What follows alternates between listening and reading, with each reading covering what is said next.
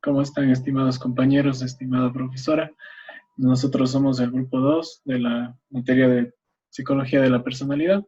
Nuestro tema es la teoría de la identidad de Erikson. Nuestro grupo está conformado por Daniel Astudillo, Erika Buri, María Fernanda Cusco, Pablo Fernández, Marisabel Mejía, mi persona Cristian Moscoso, Esteban Ordóñez y Diego Aquino. Listo, para comenzar vamos a comenzar sobre la biografía de Erikson y su vida. Erikson nació en 1902 y falleció en 1994. Nació en Frankfurt de una madre danesa de familia judía. Su esposo huyó luego del matrimonio. Ella se embarazó de otro hombre de quien nunca supo su identidad. Por algún tiempo Erikson no supo que el doctor Homburg era su padre biológico, por lo cual afirmaba que creció sin estar seguro de su nombre ni de su identidad psicológica. Obtuvo calificaciones mediocres, pero sin embargo tenía cierto talento artístico, el cual utilizó para intentar encontrar su identidad. Dentro de los estudios del desarrollo del niño, Erikson a los 25 años recibió una oferta para dar clases en una escuela de Viena, que había sido creada por los hijos de los amigos de Sigmund Freud. Erikson confesaría que en parte se había sentido atraído por Freud, ya que buscaba una figura paterna. Ahí fue cuando comenzó su carrera profesional y cuando sintió que finalmente había encontrado su identidad. Anna Freud lo formó en el psicoanálisis y lo analizó. Anna se especializaba en niños y su influencia sumaba a la propia experiencia docente de Erikson. Le permitieron conocer la importancia de los factores sociales en la personalidad, lo cual lo llevó a dedicarse al desarrollo del niño. Amplió la teoría psicoanalítica en 3 aspectos. Profundizó las etapas del desarrollo, lo cual nos decía que a diferencia de Freud, que decía que la personalidad se fijaba hasta los 5 años, Erikson mencionaba 8 etapas sucesivas durante el ciclo vital. También nos decía que concedió más importancia al yo que al ello, lo cual nos decía que el yo es independiente en la personalidad y no está subordinado al ello. También nos decía que las fuerzas culturales e históricas repercuten en la personalidad, lo que nos da referencia a que los factores biológicos innatos de las niñez no nos dirigen del todo y no son muy importantes, pero no manejan la personalidad. También nos habla sobre la confusión de la identidad. Nos decía que en los pueblos de Dakota del Sur y California, él observó síntomas psicológicos en la teoría freudiana ortodoxa que no explicaban el por qué se daba la enajenación de tradiciones, la ausencia de la imagen del yo y se daba también la confusión de identidad. A la vez nos decía que el hombre sufre por la confusión que ocasiona las experiencias traumáticas y el desarraigo de la cultura. Dentro de las etapas del desarrollo psicosocial tenemos 3, que es el principio epigénico, que es el desarrollo de la maduración, las fortalezas básicas, que se refiere a que en cada etapa hay la posibilidad de desarrollar nuestras virtudes que surgen cuando ha superado la crisis de un modo satisfactorio. Y la crisis nos hace referencia a que cada etapa de desarrollo tiene una crisis que nos da,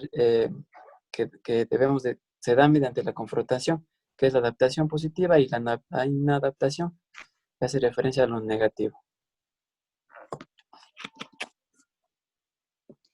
Las etapas del desarrollo psicosocial de Erik Erikson, como vemos en pantalla, son la primera, la oral sensorial, que va del nacimiento al año de edad. Se verifica la confianza versus la desconfianza como fortaleza básica a la esperanza. La segunda, la etapa muscular anal, que va del año a los 3 años, y aquí se da la autonomía frente a la duda y a la vergüenza. La fortaleza básica es la voluntad. La tercera etapa es la locomotora genital, que va de los 3 a los 5 años.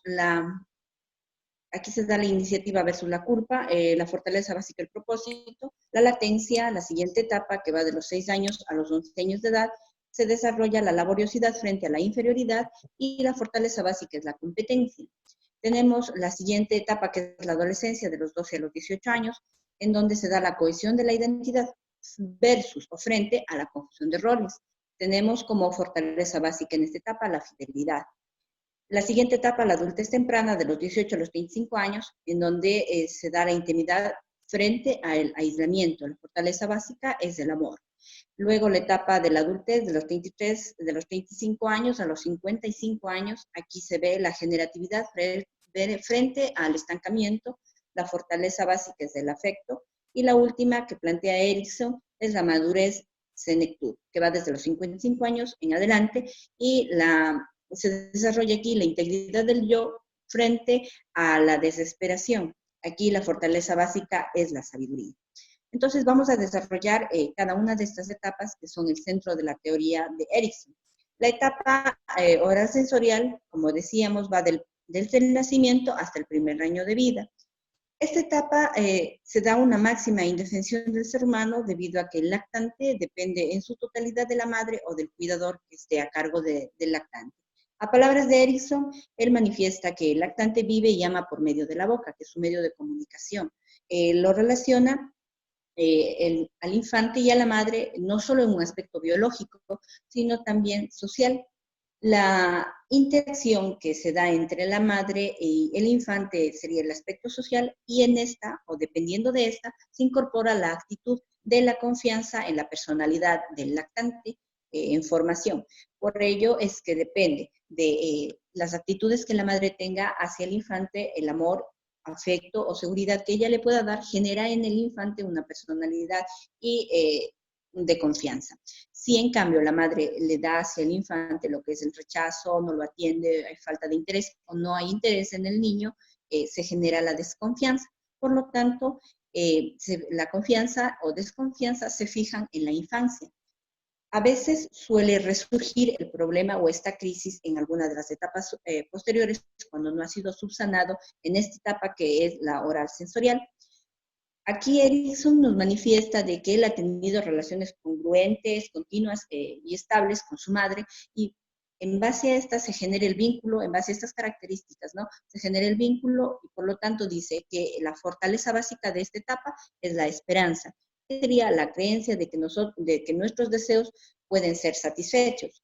Vamos a la siguiente etapa, que es la etapa muscular anal. Tenemos que la etapa muscular anal se va desde los 2 años a los 3 años de edad.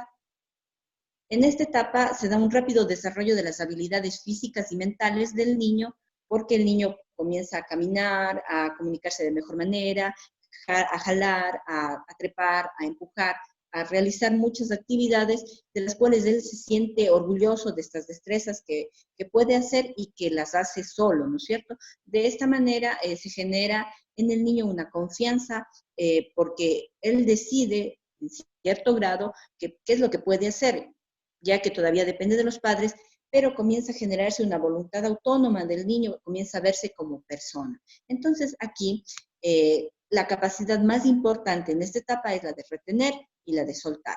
¿Por qué? Porque la acción de retener puede manifestar un modo afectuoso o un modo hostil, y la acción de soltar puede manifestar asimismo la ventilación de una ira destructiva o una pasividad relajada. Entonces, en esta etapa muscular anal se presenta la crisis, que es la que se da entre el padre y el hijo con respecto al control de los esfínteres. Este control de los esfínteres es la primera situación que vincula al niño, digámoslo así, con la sociedad, puesto que el control de esfínteres busca hacer una regulación de esta necesidad instintiva del niño de controlar los esfínteres, y está abocada hacia la sociedad. Aquí tenemos la respuesta de los padres ante esta crisis. Puede darse de la siguiente manera, siendo padres impacientes, con ira, y estas actitudes de los padres hacia el control de los esfínteres del niño niegan su autonomía o la frustran, haciendo de que el niño comience a perder su independencia y aprenda a tener dudas de sí mismo, y generando esto vergüenza. Mientras que puede darse la actitud de los padres de que el control de esfínteres se dé al ritmo propio de cada niño. Entonces allí sería superada la crisis en esta etapa. Recordando que la fortaleza básica de esta etapa es la voluntad, como habíamos mencionado en un inicio, comienza este desarrollo autónomo de la voluntad, y considerada la etapa como la decisión de ejercer de manera libre estas acciones de soltar o retener. Vamos con la siguiente etapa, por favor, que es la etapa locomotora genital. Esta etapa, como ya habíamos dicho, va de los 3 a los 5 años. Aquí el niño comienza a hacer más cosas solo, comienza a tener la iniciativa de realizar diferentes actividades, propone, y en esta etapa hay una analogía con la etapa fálica de Freud, puesto que manifiesta Erikson, en esta etapa se dan fantasías relativas al deseo de poseer al progenitor, que el niño siente este impulso, este deseo, frente a la rivalidad del progenitor del mismo sexo.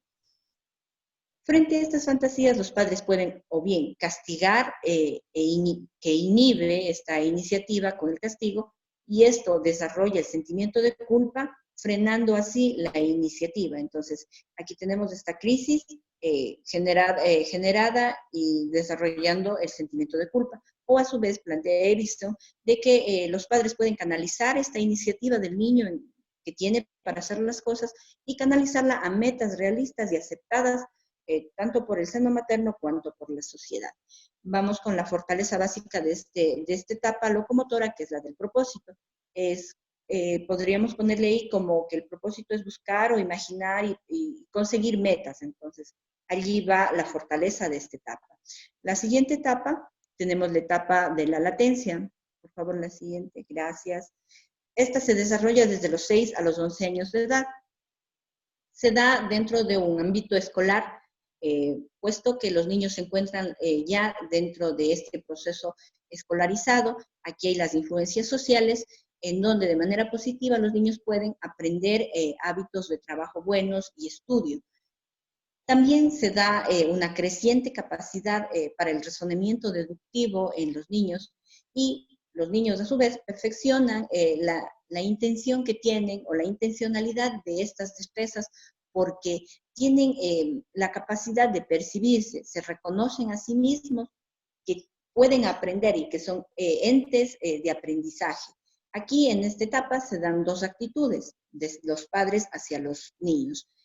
En la una, frente a esta concepción del niño que sabe que está aprendiendo, los padres pueden o regañarlo, ridiculizarlo o rechazarlo. Esto genera un sentimiento de inferioridad en el niño, o a su vez los padres pueden reforzar y estimular esta idea y este despertar intelectual del niño, generando la competencia en el niño. Aquí la fortaleza básica es, por lo tanto, la competencia, que implica ejercitar la habilidad y la inteligencia para hacer las tareas de manera correcta y llegar a la consecución del fin en las tareas, no dejarlas interrumpidas. En el resultado de estas 4 crisis, de estas 4 etapas que hemos venido desarrollando hasta este momento, como son la oral sensorial, la muscular anal, la locomotora genital y la latencia, vemos que en estas 4 primeras etapas que plantea Erikson, el niño depende hasta los 11 años, que lleva la etapa de la latencia. El niño depende en su desarrollo psicosocial de la influencia, o está relacionado fuertemente a la influencia de los padres y de los maestros. Referente a esta etapa tenemos un estudio del cual nos va a comentar nuestro compañero Diego, por favor. Tenemos una de las investigaciones que han abordado las etapas del desarrollo psicosocial, como ya lo mencionaba Mari. Por ejemplo, se pidió a niños de entre edades de 4, 8 y 11 años respectivamente que inventaran historias basándose en varias imágenes que se les entregaron a estos niños. Luego se analizaron las historias para averiguar cuál etapa reflejaban.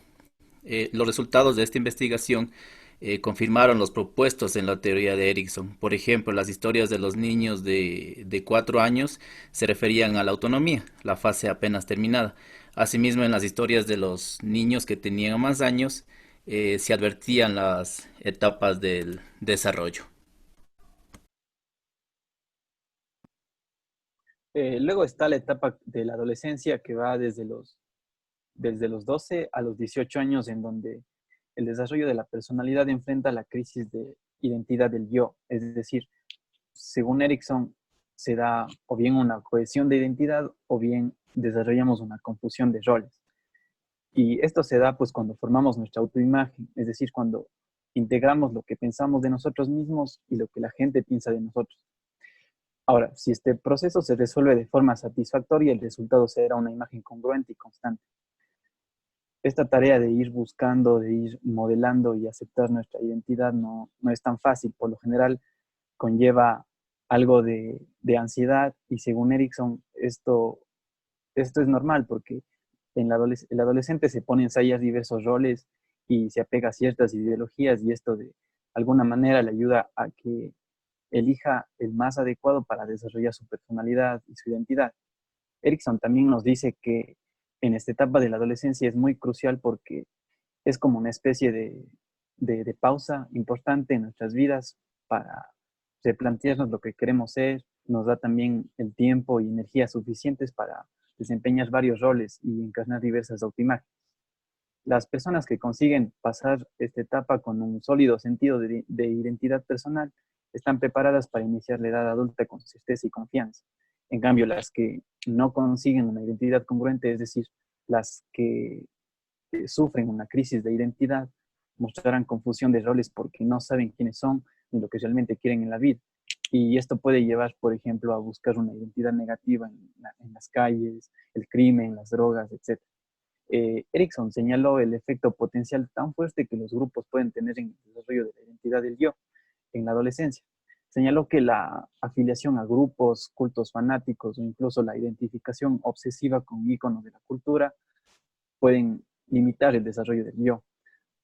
La debilidad en esta etapa es la fortaleza básica, la cual se debe desarrollar en la adolescencia y surge de una identidad cohesionada del yo. Abarca también lo que es la sinceridad, la autenticidad y un sentido del deber en las relaciones con los demás. Luego tenemos la siguiente etapa, que es la adultez joven. Esta va desde los 18 a los 35 años. Esta es una etapa mucho más larga que las demás. Aquí en esta etapa, según Erickson, nos independizamos de mamá y papá y empezamos a funcionar con mayor autonomía como adultos maduros y responsables.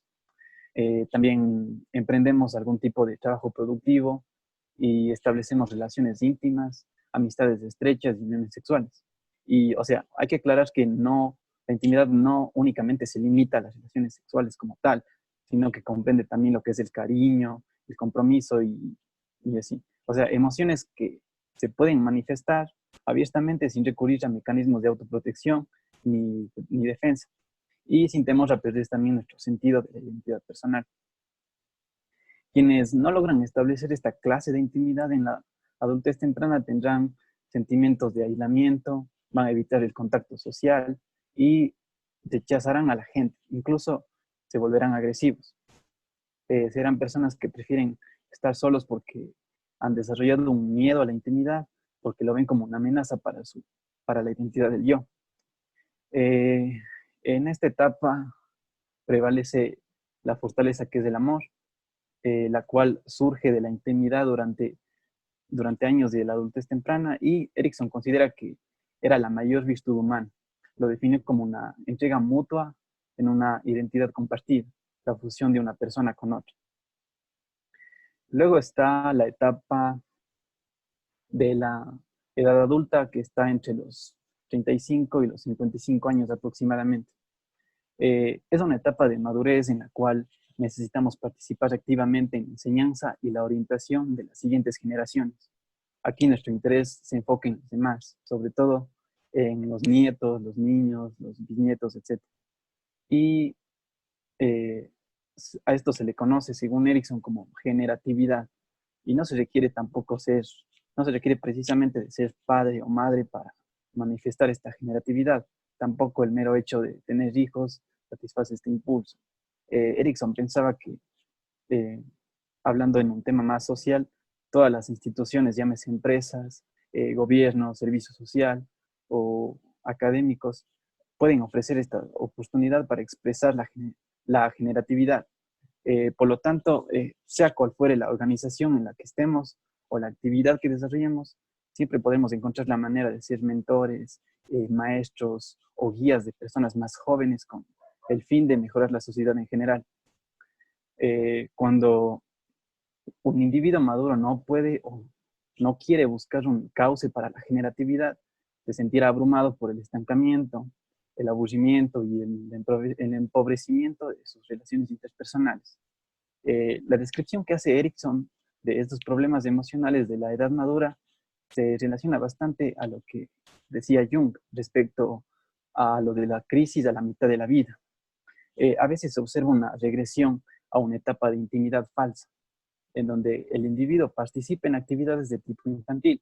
Estas personas se pueden convertir en inválidos físicos o psicológicos porque sus necesidades y gustos los absorben. En esta etapa, la solidaridad es la fortaleza básica que surge de la generatividad. Erikson la definió como un gran interés por los otros. Pensaba que se manifestaba en la necesidad de enseñar, no solo para ayudar a otros, sino también para desarrollar su propia identidad. Y por último tenemos la etapa de la adultez tardía, en donde se elige entre la integridad del yo y la desesperación. Ambas actitudes van a determinar la forma en que vamos a evaluar toda nuestra vida. A estas alturas ya hemos cumplido nuestras metas, o puede que estemos por cumplir. Hacemos una visión retrospectiva de nuestra existencia, la repensamos y hacemos un balance final. Si al volver la vista atrás nos sentimos realizados y satisfechos, convencidos de que hemos vivido con satisfacción nuestros triunfos y los fracasos, cabe decir que poseemos una integridad del yo, y justamente en eso consiste la integridad, en aceptar nuestro presente junto con nuestro pasado. Por el contrario, cuando repensamos nuestra existencia y nos sentimos frustrados, enojados por las oportunidades perdidas y nos arrepentimos de ciertos errores que es imposible enmendar, nos va a invadir la desesperación. Nos enfadamos con nosotros mismos, despreciamos a la gente, nos amargamos por lo que pudo haber sido y por lo que no fue. Algo muy importante de esta etapa con respecto, sobre todo a los adultos mayores, es que no solo se deben contentar con reflexionar sobre el pasado, sino que deben seguir participando activamente en la vida, buscando retos y estimulaciones en su entorno. También deben realizar actividades participativas en su comunidad o cultivar nuevas habilidades e intereses. La sabiduría es la fortaleza básica que acompaña esta etapa. Esta deriva de la integridad del yo, se expresa como un interés independiente de la existencia general, y la sabiduría viene a ser pues ese legado que se transmite a las familias, a las siguientes generaciones por parte de los abuelitos. Ahora mi compañero va a hablar acerca de unos estudios en esta línea. Bueno, antes de continuar en una comparación de las etapas de la juventud y la vejez del ciclo de vida, de una muestra de 108 adultos entre edades de 17 y 82 años, se descubrió que las personas mayores estaban mucho más orientadas hacia la generatividad, como ya lo explicó el compañero, orientadas a la integridad del yo y mucho menos preocupadas por la identidad del yo que las más jóvenes.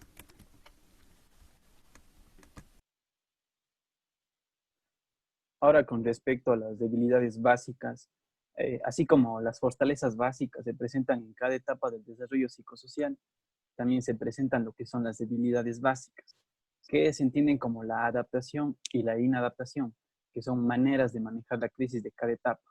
Estas se incorporan a la identidad del yo en una especie de equilibrio de la personalidad. Bueno, dicho de otra manera, las debilidades básicas son como esas características motivadoras que provienen, de la resolución insatisfactoria de las crisis del desarrollo. Ahora bien, el yo está estructurado de forma equilibrada y comprende la actitud de adaptación, pero también contiene una cierta medida de actitud negativa. En un desarrollo desequilibrado, el yo solo tiene una actitud, sea la de adaptación o la de inadaptación. A esta condición, Erikson la llamó desarrollo inadecuado. Es decir, es un desarrollo que se presenta cuando el yo enfrenta los conflictos de una sola manera.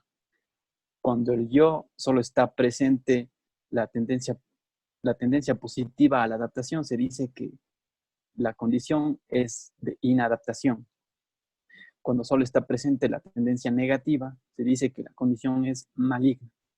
Las inadaptaciones pueden llevar a una neurosis y las malignidades a la psicosis. Erikson suponía que las dos condiciones se podían corregir por medio de la psicoterapia. Las inadaptaciones, que son trastornos menos severos, también se pueden aliviar mediante un proceso de readaptación con ayuda de cambios del ambiente, de relaciones sociales de apoyo o una buena adaptación a una etapa posterior del desarrollo.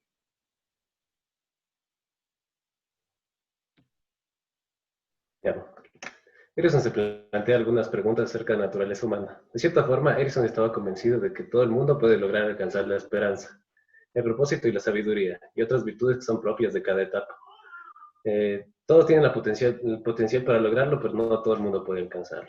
De cierta forma, por este lado, el optimismo tiene una gran importancia dentro de la teoría, ya que dentro de todas las etapas del desarrollo, como ya vimos anteriormente, aun cuando se centra en una crisis, ofrece una posibilidad de un resultado positivo y que puede salir adelante. Aun cuando fracasemos dentro de alguna etapa o tengamos algún problema de esperanza, hay cierta posibilidad de poder cambiar alguna etapa subsecuente o la que viene después. Erickson en parte es determinista, ya que considera que no todo lo que somos es producto de nuestra niñez, ya que siempre intervienen otros factores que son parte de lo que vamos aprendiendo de la experiencia y de las decisiones que vamos tomando dentro de la vida. Hay que decidir cómo enfrentarse a la crisis y a la sociedad. Tenemos mayor posibilidad de ejercer nuestro libre albedrío dentro de las 4 últimas etapas de vida, a pesar de que las actitudes y fortalezas tengan deficiencias en las primeras 4 etapas de vida. Erickson pensaba que el aprendizaje influye mucho en la personalidad, más que la herencia y mucho más que la genética de ambos padres. La meta suprema de la persona es conseguir una identidad positiva del yo y que incorpore todas las fortalezas básicas del individuo.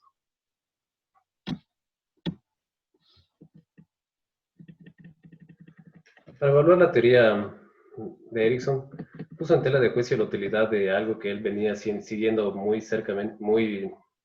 de cerca lo que era la teoría de Freud. Se puso en tela de juicio lo que era la utilidad e incluso la seguridad de algunas técnicas que él usaba. Por ejemplo, una de las más claras era la técnica del diván. Él quería ofrecer una relación mucho más personal con el paciente y asegurarse que las dos partes tuvieran un trato como iguales y como personas. Por este punto se puede entender que tiene un carácter un poco más humanista en el trato con los pacientes, puesto que él esperaba que las dos personas estén sentadas en una silla cómoda, frente a frente y compartiendo las ideas como dos personas iguales. Estaba convencido de que del terapeuta tenía que adaptarse a las necesidades del paciente y no viceversa.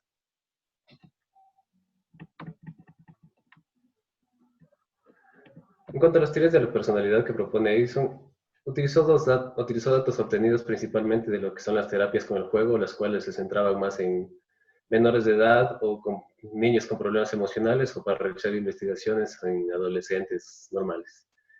Utilizó otros que eran estudios antropológicos y un análisis prehistórico.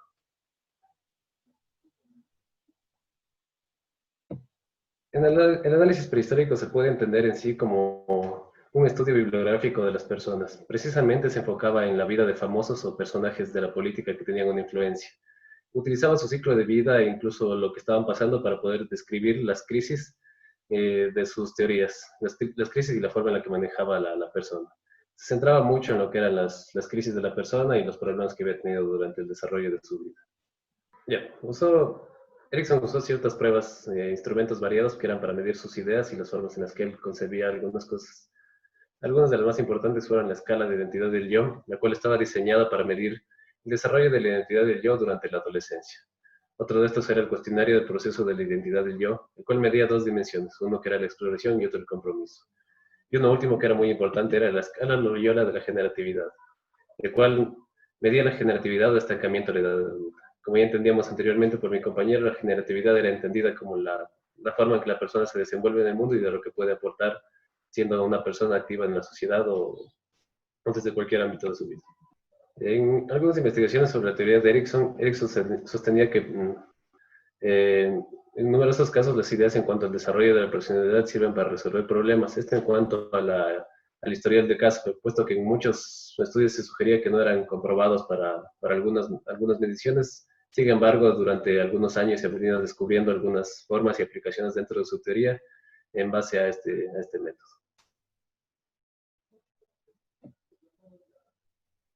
Uno de estos que era importante era la construcción del juego, el cual se valió de la terapia del niño, el cual utilizaba ciertos elementos o juegos, el cual el niño podía entender, ya que no podía enfocarse en habilidades las cuales usaba con personas igual a él o de su misma edad o mayores de edad, ya que los niños necesitaban una forma de expresarse, ya que no podían demostrar algunas situaciones por medio del habla, sino más bien por medio de expresiones o de lo que ellos podían expresar. Dentro de estos trabajos con niños se enfocó en uno, el cual enfocaba en darle a los niños ciertos materiales, muñecos, eh, piezas de construcción para que ellos puedan diseñar un entorno. Él descubrió que dentro de las niñas lo que primaba en sus construcciones eran las escenas estáticas, pacíficas, que contenían unas estructuras más bajas y cerradas, las cuales estaban acompañadas de seres o intrusos que trataban de entrar al interior de sus estructuras. En cambio, los niños se centraban más en exteriores, en la acción, la altura y en creaciones propias más de acción y de aventuras.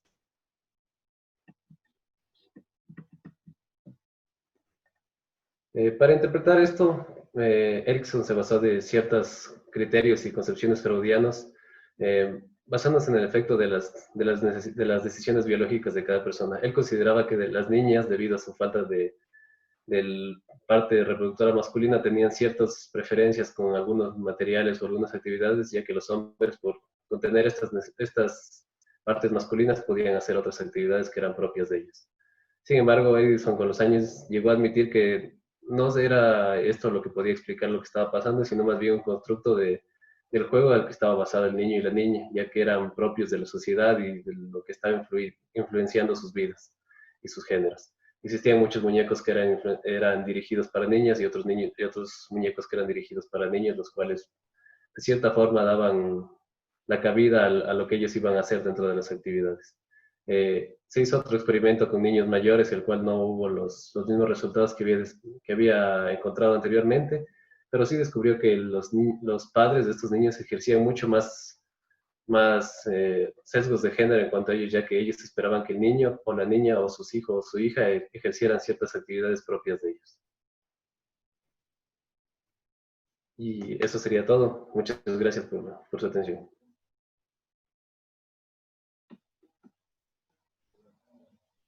Ya, bueno, compañeros, eso ha sido todo con respecto a nuestra presentación. Espero que haya sido clara y ante las dudas estaremos dispuestos a cualquier inquietud que ustedes tengan. Muchísimas gracias.